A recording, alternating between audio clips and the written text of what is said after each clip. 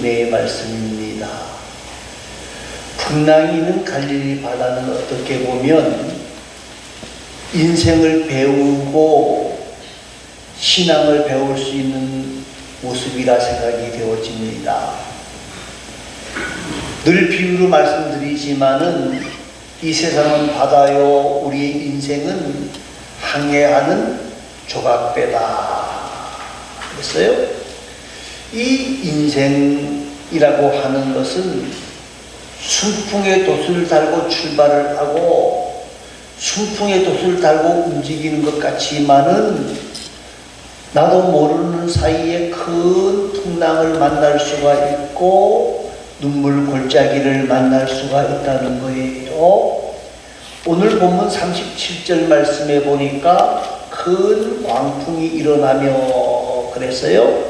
여기 큰 광풍은 효리 바람을 말하는데요. 갈릴리 호수는 평상시에는 조용한 호수입니다.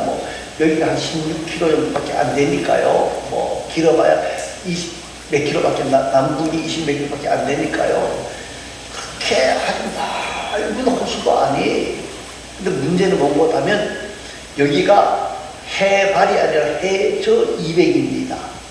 그래서 해저 200에서 저 밑에 어디죠? 사해까지 가는 사해는 해저 400입니다.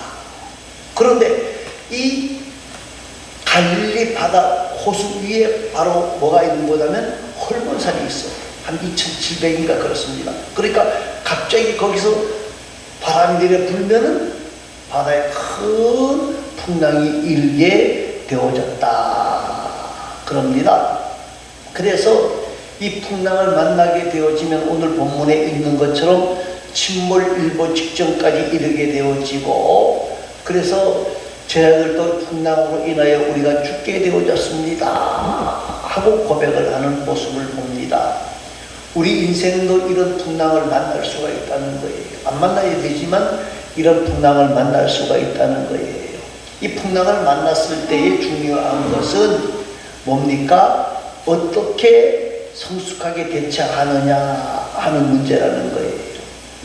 풍랑이 물려올 때 절망하고 두려워할 것인가? 아니면 이 풍랑 속에서 하나님이 우리에게 주시고자 하는 교훈이 있구나 하고 계획이 있구나 하고 빨리 깨닫고 발견하느냐 하는 것이 문제라는 거예요. 오늘 우리가 이 풍랑을 안 만나야 되지만 인생에서 풍랑을 만났어요. 만나면 낙심과 좌절하지 말고 이 풍랑 속에 담겨져 있는 의미가 뭘까?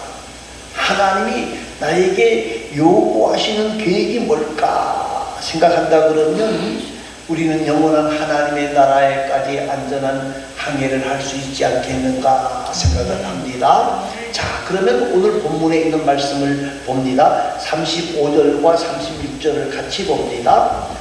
그날 정오에 제자들에게 이르시되 우리가 저쪽으로 넘어자시니 그들이 우리를 떠나 예수를 배에 계신 그대로 모시고 가매 다른 이들도 함께 하더니. 자, 예수님께서 뭐라 그러셨다고요? 저편으로 가자라고 하시니가 누구다? 예수님이에요. 자, 그래서 배들이 많이 지금 움직이는 거거든요. 생각해 보시기 바랍니다. 저편으로 건너가자고 하시니까 누구요? 예수님. 그러면 문제가 생기면 책임질 사람은 누구요? 그죠? 분명하죠? 그죠? 지금 현대에서도 그렇잖아요. 어떤 사건이 있어서 누가 거기로 가라 그랬느냐? 그 사람이 책임자거든요. 마찬가지. 자, 그러면 이 풍랑이 일게 되어졌을 때의 그 풍랑 속에서도 지켜야 할 책임이 누구에게 있다는 거예요? 예수님에게 있다는 거예요. 자, 그런데 지금 갑자기 큰 풍랑이 일기 시작하는 거예요. 그런데 제자들이 뭘 잊어버렸는 거냐면요, 누가 이 항해를 시작하게 했는지를 잊어버렸어. 그리고 또 한 가지 잊어버린 게 있습니다. 뭘 잊어버렸어요? 함께 계시다. 그렇죠. 예수님이 여기에 함께 있다고 하는 것을 잊어버렸다는 거예요. 여러분, 예수님이 이 배 안에 있었기 때문에 문제가 해결되잖아요. 그죠? 해결된다는 거예요. 자, 오늘 우리가 이 땅을 살아가면서 풍랑을 안 만나야 되는데 중요한 것은 예수님이 이 모든 문제의 답을 가지고 계시다는 걸 믿어야 돼요. 아멘. 그리고 예수님을 모시고 있느냐, 예수님을 모시고 있지 않느냐, 이게 문제라는 거예요. 예수만 함께 하신다 그러면요, 시련은 있어도 뭐는 없다? 실패는 없다. 우리나라에 유명한 기업 있죠? 현대기업. 그 정경 씨가 쓴 책 이름 가운데 하나가 시련은 있어도 하는 책이 나옵니다. 그 어려운 시련은 있었지만은 실패는 없다는 거예요. 자, 그런데 우리가 예수님 모시고 살면은 말입니다, 괴로움을 당해도 조금 더 걱정하지 않아도 되는 일이 뭐냐? 시련은 있어도 뭐는 없다? 실패는 없다. 반드시 목적지까지 가게 되어져 있다 하는 거예요. 여러분, 오늘 이 본문을 보면서 가게 하시는 이가 누구예요? 예수님. 예수님이 가게 하셨으니까 예수님이 뭐 하신다? 책임지실 거라는 거예요. 그 확고한 믿음이 있어야 돼요. 그리고 우리가 문제를 만나고 어려움을 만나도 예수님만 모시고 있으면 된다, 안 된다? 된다. 안 된다 그러면 큰일 나요. 그래서 요한복음 16장 33절이 뭡니까? 세상에 너희가 환난을 당하나 담대하라. 내가 세상을 이겼느니라 라고 말씀하고 있습니다. 주님은 이 환난이라는 방법을 통해서, 눈물 골짜기를 통해서, 낙심과 실패와 고난을 통해서 우리를 뭐 하시는 거예요? 훈련시키는 방법일 때가 많다는 거예요. 독수리가 그 새 중에 가장 위대한 새라고 말하는데, 독수리가 자기 새끼를 어떻게 안다 그랬어요? 낭떠러지에서 그냥 제일 끌고 올라갔다가 그냥 툭툭 던져버려요. 그러면 어떻게 해요? 오, 왔는데 갑자기 하늘에 뚝 낙하산도 안 태워주고 말이에요. 그럼 어떻게 해요? 살기 위해서. 예, 살겠다 하는데 떨어지신 대로 엄마가 다 와서 또 살았구나. 그럼 또 어떻게 해요? 다시금 또 올라가요. 왜 그럴까요? 뭐 하기 위해서? 훈련시키기 위해서 하는 것을 우리가 한번 생각해 볼 필요가 있다는 거예요. 자, 또 한 가지요. 37절 말씀입니다. 큰 광풍이 일어나며 물결이 배에 부딪혀 들어와 배에 가득하게 되었더라. 자, 지금 풍랑이 큰 광풍이 일어났다고 그랬어요. 자, 예수님이 원래 직업은 뭐죠? 목수. 예수님의 제자들은 어부들이 많아요. 제가 보기에 지금 정확하게 나타나는 사람 4사람이면 더 있어요.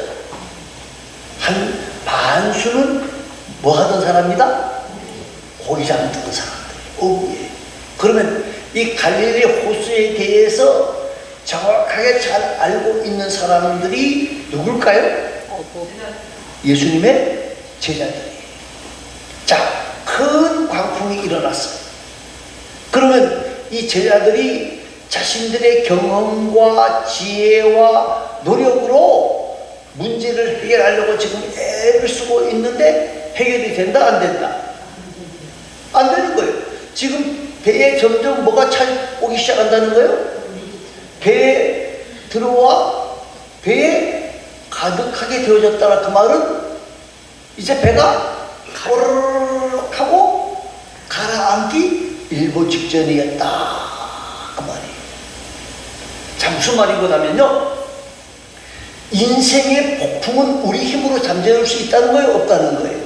없다는 걸 알아야 돼요. 이걸 빨리 깨달아. 지금 제자들은 자기들이 없으니까 이 문제를 자기들이 해결해 보겠다고 지금 방법 왼쪽으로 오른쪽으로 난리 했겠죠. 예. 근데 실패했어요. 중요한 것은 우리에게 불어오는 이 눈물 골짜기, 그것이 실패든 낙심이든 고난이든 우리 힘으로 해결된다, 안 된다? 안 된다는 걸 빨리 깨달아야 돼요. 제자들도 지금 이걸 깨닫지 못했기 때문에 어려움을 지금 겪고 있는 거거든요. 예수님이 우리와 함께하고 있다는 사실을 깨닫지 못했기 때문에. 사랑하는 성도 여러분, 우리가 이 땅을 살다가 문제를 만날 수 있어요. 없으면 좋겠지만, 근데 미련한 사람은 뭐냐? 자기가 이 모든 문제를 다 해결할 수 있을 것이라고 생각하고 끝까지 버티는 사람. 그 나중에 안 되면 어떻게 합니까? 그제서야 전부 여의지 없어서 손 들고 옵니다. 그럴 거면 진짜 손 들고 오지. 예? 다 얻어 터져서 사업도 망하고 건강도 다 망하고 자녀도 어렵고. 그러지 말고 빨리 이 문제를 누가 해결해 주셔야 된다? 하나님이 해결해 주셔야 된다. 깨닫는 게 바로 문제 해결의 열쇠라는 거예요. 방직공장의 이야기를 지난번에도 했잖아요. 우리 70년대 80년대 우리나라 방직이 우리나라의 주 수출원이었어요. 가바라. 그래서 이 방직공장에서 공장장이 뭐라고, 혹시 실이 엉키게 되어지면 빨리 스위치를 끄고 나에게 연락을 하라. 그런데 좀 오래 몇 년을 했어요. 자기가 고참이니까 이거 쉽게 해결하겠지 하고 해보니까 돼요, 안 돼요? 할 수 없어서 배를 눌렀어요. 근데 공장장이 와서 뭐라 그랬다고요? 야, 이마 시리를 이렇게만 제가 풀어보려고 그랬습니다. 야, 임마, 문제 해결은 너가 하는 게 아니라 누가 해? 내가 하는 거예요. 하고 오히려 야단 맞았다는 이야기를 전해준 적이 있는데, 우리의 모든 문제도 마찬가지입니다. 우리의 모든 문제, 지금 배의 문제는 누가 더 잘 알아요? 예? 제자들이 선수예요. 자, 그 다음 말씀을 봅니다. 38절입니다. 38절.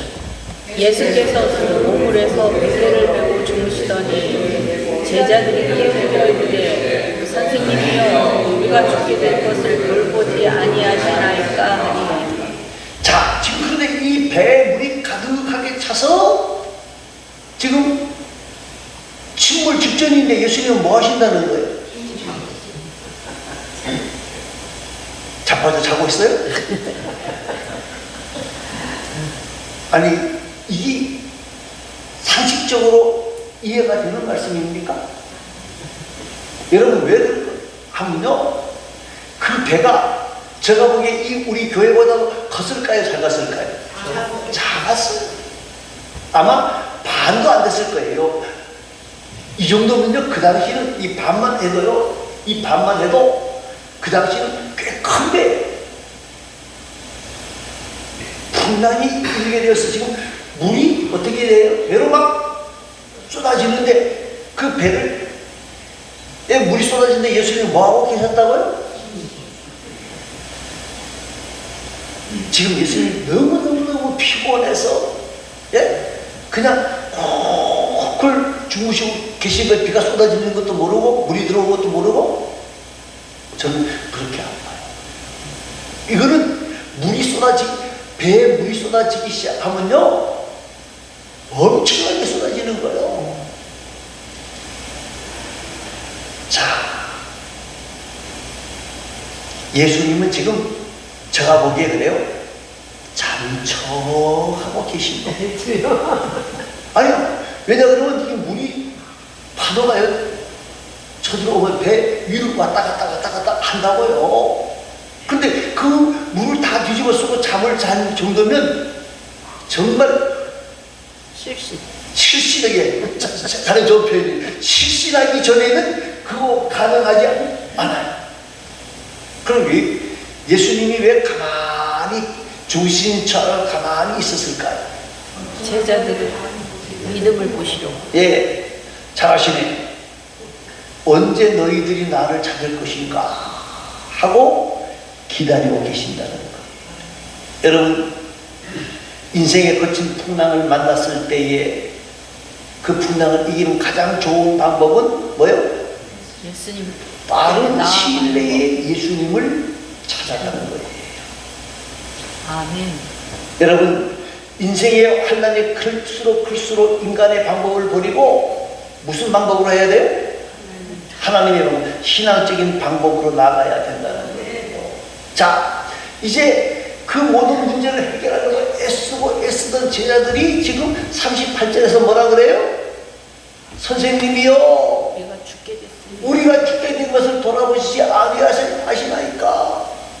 그제서야 누구를 깨우는 거예요? 예수님을 깨우신다는 거예요.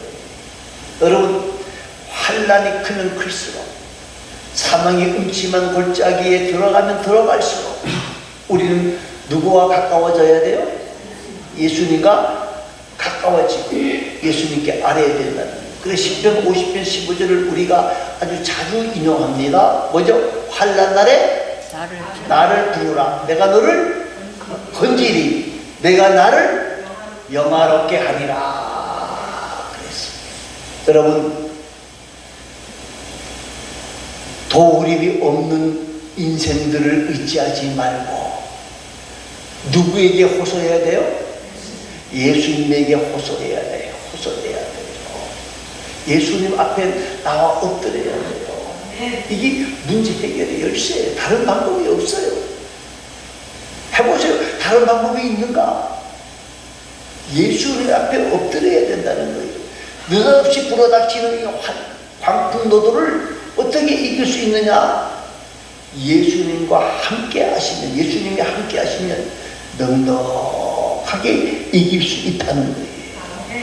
여러분, 지금 이 제자들에게 문제는 무엇하면요, 광풍이 문제가 아니라 그들의 믿음이 잠자고 있는 게 문제예요. 믿음이 잠자고 있는 게 문제예요. 사랑하는 성도 여러분, 주님은 항상 우리를 돌보고 계십니다. 아멘.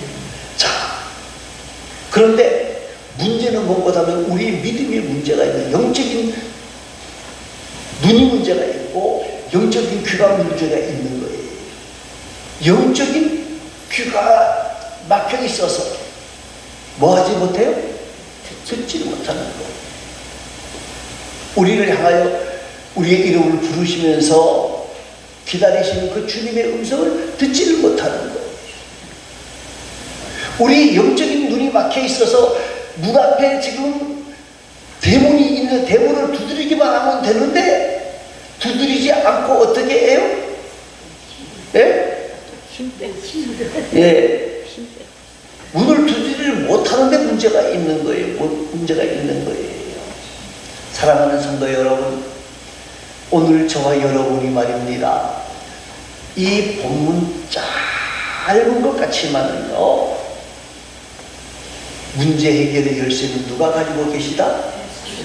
예수님이 가지고 계시다. 자, 39절 말씀을 읽습니다.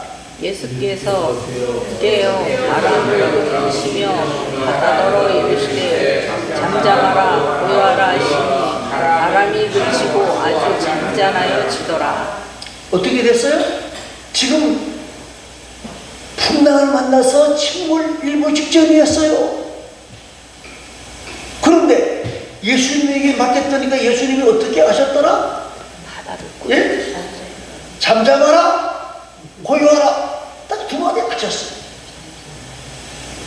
잠잠하라, 고요하라, 딱 두 마디 하니까 어떻게 된 거예요?